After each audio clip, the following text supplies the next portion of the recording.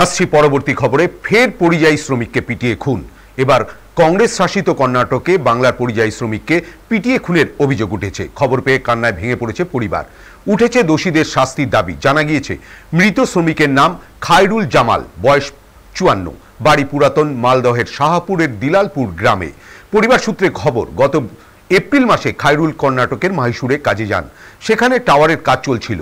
একটি সংস্থার অধীনে শ্রমিকদের জন্য রাঁধুনির কাজ করতেন তিনি। জানা গিয়েছে বুধবার ভোরে ওই শ্রমিকের তাঁবুতে স্থানীয় এক যুবক মোবাইল চুরি করতে গিয়ে হাতে নাতে ধরা পড়ে। সকালবেলা বিষয়টির মীমাংসা হয় এবং মোবাইল ফোনটি ওই যুবক ফেরত দিয়ে দেয়। পরবর্তীতে বাকি শ্রমিকরা কাজে চলে গেলে খায়রুল তাঁবুতে একাই ছিলেন। অভিযোগ, সেই সময় ওই অভিযুক্ত যুবক দলবল নিয়ে সেখানে হাজির হয় এবং খায়রুলকে একা পেয়ে বেধড়ক মারতে শুরু করে। একটা পর্যায়ে খায়রুলকে পিটিয়ে মেরে ফেলা হয় বলেই অভিযোগ। এদিকে খবর পেয়ে শোকের ছায়া নেমে এসেছে পরিবারে। বাড়িতে রয়েছে তার ছোট্ট মেয়ে, সে 8ম শ্রেণীর ছাত্রী। রয়েছেন খায়রুলের স্ত্রীও।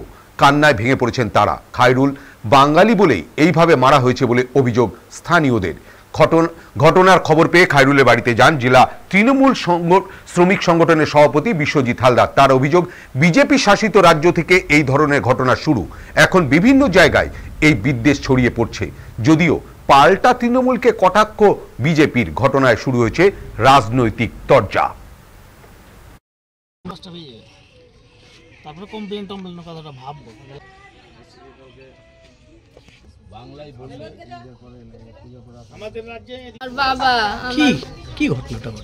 আমার বাবা ওখানে রাত 3টার সময় রান্না করতে উঠেছিল। রান্না করতে উঠে একজন মোবাইল চুরি করছিল।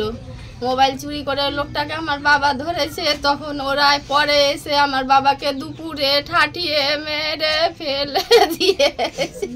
আমাদের এখানকার আমাদের দাদা একটা খায়রুল্লাহ বলে নাম, আজ থেকে 6 মাস হলো বাইরে ব্যাঙ্গালোরে কাজে গেছে। কাজে যে ওখানে স্থানীয় একটা ছেলে ওখানে ওদের ক্যাম্পে যেখানে থাকে সেখানে মোবাইল চুরি করতে ঢুকে ভদ্রলোককে ধরেছে। ধরে নিয়ে যে ওকে গ্রামবাসী ওই বউ বাচ্চা নিয়ে এসেছিলো, যে ওকে ছেড়ে দিয়েছে। সব বাদ বাকি লেবাররা কাজে গেছিলো, ওই ছিল রান্না করছিল। ওখানকার ছেলেপিলেরা এসে, স্থানীয় ছেলেপিলেরা এসে ওই বাঙালি, ও সারা বাঙালি আছে এখানকার মাস্তানি করেছে, মারধর করে ওকে মেরে ফেলে দিয়েছে অলরেডি। পরিবারের বলতে 2টো মেয়ে, গরিব মানুষ, কিছু নেই। হ্যাঁ, একদম নিরীহ, মানে গরিব, এর থেকে গরিব মানে বলা চলবে না, হয় না। এটা নিরীহ গরিব, এর থেকে গরিব হয় না। তো আমরা এটা করবো, গরিব মানুষকে খাটতে যাই এভাবে যদি আক্রান্ত হয় 2টা মেয়ে, এর অবস্থাটা কোথায় যাবে? এটা তো একটু আমরাও বলবো যে প্রশাসনের দিক দিয়ে ব্যাপারটা একটু দেখো। আমার একটা শ্রমিক ভাই খায়রুল বলে নাম, ভিন রাজ্যে কাজে গিয়েছে, তাকে পিটিয়ে হত্যা করা হয়েছে।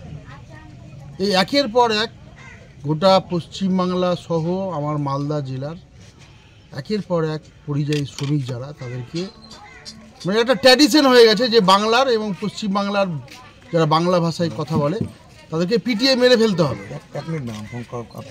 আমরা আজকে এখানে এসেছি, মর্মান্তিক একটা ঘটনা, তাদের পরিবারের পাশে এসেছি, তাদের সাথে কথা বলছি। তার 2জন কন্যা আছে, এবার পরিবারটা অসহায়। এই ধরনের বিজেপি শাসিত এবং ভিন রাজ্যে, যেখানে হিন্দিভাষী রাজ্য, বাংলা ভাষার লোকজনকে পেলেই সেখানে কাজ করতে যাচ্ছে আমাদের শ্রমিকরা, সেখানে পেলেই তাদেরকে পিটিয়ে মানে অমানবিকভাবে, এটা মেনে নেওয়া যায় না। আমরা এর বিরুদ্ধে লড়াইয়ে নেমেছি, মমতা বন্দ্যোপাধ্যায়ের পরিবার, তৃণমূল শ্রমিক সংগঠন। আগামী দিনে এই লড়াই চলবে এবং গণতান্ত্রিক পদ্ধতিতে আমরা লড়াই করব এবং আইনি আমরা ব্যবস্থা নিব। আমরা এর বিচার চাই, সুবিচার চাই।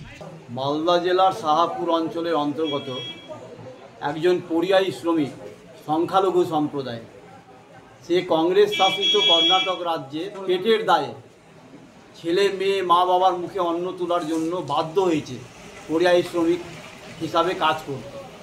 তৃণমূল কংগ্রেস মালদা জেলা নেতৃত্ব আজকে বড় বড় কথা বলছে।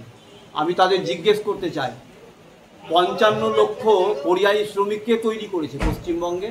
সমস্ত কলকারখানাতে তৃণমূলের ঝান্ডা বেঁধে কলকারখানা বন্ধ করে এখানকার মানুষকে বাধ্য করেছে পরিযায়ী শ্রমিক করতে। কংগ্রেস আজকে এটাকে নিয়ে রাজনীতি করছে। কংগ্রেস শাসিত রাজ্যে গিয়ে মারা গেছে টাওয়ারের কাজ করতে গিয়ে। তাদের ধিক্কার জানায়।